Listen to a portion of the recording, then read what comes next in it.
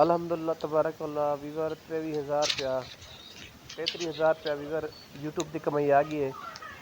पैसे एटीएम को तेरे सामने कटवाने पे यूट्यूब की तनख्वाह सारी आ गई अल्हम्दुलिल्लाह अल्लाह पाक की मेहरबानी नाल। वीवर चैनल सब्सक्राइब नहीं करता तो मेहरबानी करते सारा चैनल सब्सक्राइब कर लो क्योंकि अपना मैं तो सराकी बिरा माता वसदे रहो हयाती हुए खैर होवे जदे भी तेरे सामने पैसे निकलते पे अल्लाह पाक की मेहरबानी नाल। यूट्यूब की सैलरी सारी आ गई है 33,000 रुपये सैलरी आ गई लाला तेरे सामने देख बिल्कुल एक कूड़ नहीं बिल्कुल सच है। तुसा मेहनत करो तो सही पैसे कितवा सकते हो।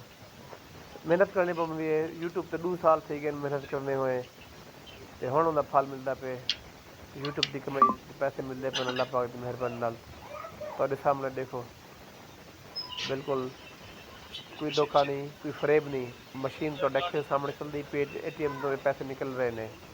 ये एटीएम कार्ड आ गया जी ये तुहाडे साडे एटीएम कार्ड आ गया जी ये पैसे आ गए जी ये तुहाडे सामने कोई धोखा नहीं कोई फरेब नहीं।